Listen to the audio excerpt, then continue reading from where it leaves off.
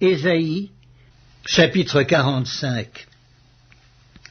Ainsi parle l'Éternel à son oint, à Cyrus, qu'il tient par la main, pour terrasser les nations devant lui, et pour relâcher la ceinture des rois, pour lui ouvrir les portes, afin qu'elles ne soient plus fermées. Je marcherai devant toi, j'aplanirai les chemins montueux, je romprai les portes d'airain, et je briserai les verrous de fer. Je te donnerai des trésors cachés, des richesses enfouies, afin que tu saches que je suis l'Éternel qui t'appelle par ton nom, le Dieu d'Israël. Pour l'amour de mon serviteur Jacob et d'Israël mon élu, je t'ai appelé par ton nom. Je t'ai parlé avec bienveillance avant que tu ne me connusses. Je suis l'Éternel, et il n'y en a point d'autre. Hors moi, il n'y a point de Dieu. Je t'ai ceint avant que tu me connusses, c'est afin que l'on sache, du soleil levant au soleil couchant, que hors moi, il n'y a point de Dieu. Je suis l'Éternel, et il n'y en a point d'autre. Je forme la lumière et je crée des ténèbres.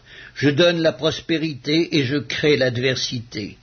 Moi, l'Éternel, je fais toutes ces choses, que les cieux répondent d'en haut et que les nuées laissent couler la justice.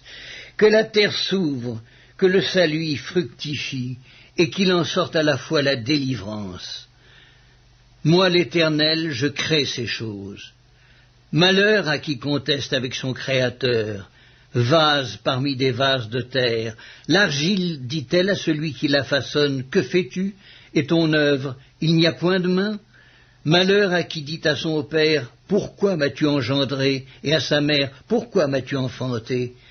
Ainsi parle l'Éternel, le Saint d'Israël et son Créateur. Veut-on me questionner sur l'avenir, me donner des ordres sur mes enfants et sur l'œuvre de mes mains? C'est moi qui ai fait la terre et qui sur elle ai créé l'homme. C'est moi, ce sont mes mains qui ont déployé les cieux, et c'est moi qui ai disposé toute leur armée. C'est moi qui ai suscité Cyrus dans ma justice, et j'aplanirai toutes ses voies. Il rebâtira ma ville et libérera mes captifs, sans rançon ni présent, dit l'Éternel des armées. Ainsi parle l'Éternel. Les gains de l'Égypte et les profits de l'Éthiopie et ceux des Sabéens à la taille élevée passeront chez toi et seront à toi. Ces peuples marcheront à ta suite, ils passeront enchaînés, ils se prosterneront devant toi et te diront en suppliant, « C'est auprès de toi seulement que se trouve Dieu, et il n'y a point d'autre Dieu que lui. Mais tu es un Dieu qui te cache, Dieu d'Israël, Sauveur. » Ils sont tous honteux et confus, ils s'en vont tous avec ignominie, les fabricants d'idoles. C'est par l'Éternel qu'Israël obtient le salut, un salut éternel. Vous ne serez ni honteux ni confus jusque dans l'éternité, car ainsi parle l'Éternel, le Créateur des cieux, le seul Dieu, qui a formé la terre, qui l'a faite et qui l'a affermie, qui l'a créée pour qu'elle ne fût pas déserte, qui l'a formée pour qu'elle fût habitée. Je suis l'Éternel et il n'y en a point d'autre. Je n'ai point parlé en cachette dans un lieu ténébreux de la terre.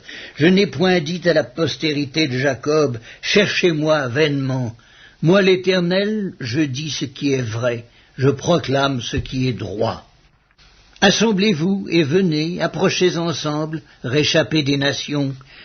Ils n'ont point d'intelligence, ceux qui portent leur idole de bois et qui invoquent un Dieu incapable de sauver. Déclarez-le et faites-les venir, qu'ils prennent conseil les uns des autres. Qui a prédit ces choses dès le commencement et depuis longtemps les a annoncées? N'est-ce pas moi, l'Éternel? Il n'y a point d'autre Dieu que moi, je suis le seul Dieu juste et qui sauve. Tournez-vous vers moi et vous serez sauvés, vous tous qui êtes aux extrémités de la terre, car je suis Dieu et il n'y en a point d'autre. Je le jure par moi-même, la vérité sort de ma bouche et ma parole ne sera point révoquée.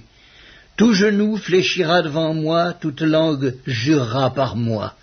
En l'Éternel seul, me dira-t-on, réside la justice et la force. À lui viendront pour être confondus tous ceux qui étaient irrités contre lui.